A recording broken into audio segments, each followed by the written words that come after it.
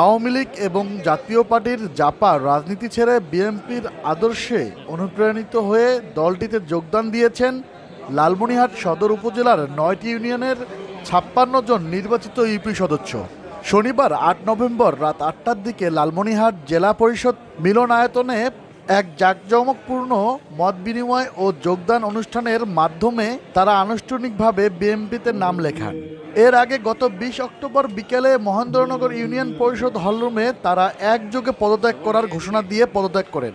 যোগদান ও মত বিনিময় অনুষ্ঠানে প্রধান অতিথি হিসেবে উপস্থিত ছিলেন কেন্দ্রীয় বিএনপির সাংগঠনিক সম্পাদক সাবেক উপমন্ত্রী ও লালমনিরহাট জেলা বিএনপির সভাপতি অধ্যক্ষ আসাদুল হাবিব দুলু। ৮৬ জন ইউপি সদস্যের বিএনপিতে যোগদানের কথা থাকলেও মত বিনিময় ও যোগদান অনুষ্ঠানে আওয়ামী লীগ ও জাপার ৫৬ জন ইউপি সদস্য উপস্থিত ছিলেন। বিএনপিতে যোগদান শেষে সদ্য বিএনপিতে আসা প্রত্যেক ইউপি সদস্যকে বিএনপির সদস্য কার্ড এবং দলীয় প্রতীক ধানের শীষ সম্বলিত একটি করে ছাতা উপহার দেওয়া হয়। উপহার তুলে দেওয়ার সময় অধ্যক্ষ আসাদুল হাবিব দুলু শহীদ রাষ্ট্রপতি জিয়াউর রহমানের আদর্শে অনুপ্রাণিত হয়ে বিএনপিতে যোগদান করার ইউপি সদস্যদেরকে আন্তরিক সাধুবাদ জানিয়ে ইউপি সদস্যের উদ্দেশ্যে বলেন, আপনারা যারা আজ শহীদ জিয়ার আদর্শে অনুপ্রাণিত হয়ে এবং দেশনেত্রী বেগম খালেদা জিয়ার হাতকে শক্তিশালী করতে বিএনপিতে এসেছেন, আপনাদের এই সিদ্ধান্ত শুধু একটি রাজনৈতিক দলের পরিবর্তন নয়, বরং গণতন্ত্রের মুক্তির আন্দোলনে একটি নতুন দিগন্তের সূচনা করল। তিনি আরও বলেন, আপনারা তৃণমূলের জনগণের সবচেয়ে কাছের প্রতিনিধি।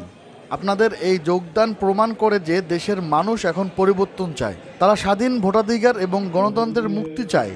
বিএনপি সেই মুক্তির একমাত্র কাণ্ডারি। এই সময় অনুষ্ঠানে আরও উপস্থিত ছিলেন জেলা বিএনপির যুগ্ম সাধারণ সম্পাদক এ.কে.এম. মমিনুল হক, এ.বি.এম. ফারুক সিদ্দিকী, সাইদুল ইসলাম, পাটোয়ারি সাজু, পৌর বিএনপির সাধারণ সম্পাদক ও পৌর প্যানেল মেয়র আব্দুস সালাম সহ সদর উপজেলার ৯টি ইউনিয়নের বিএনপি ও সহযোগী সংগঠনের বিপুল সংখ্যক নেতাকর্মী উপস্থিত ছিলেন।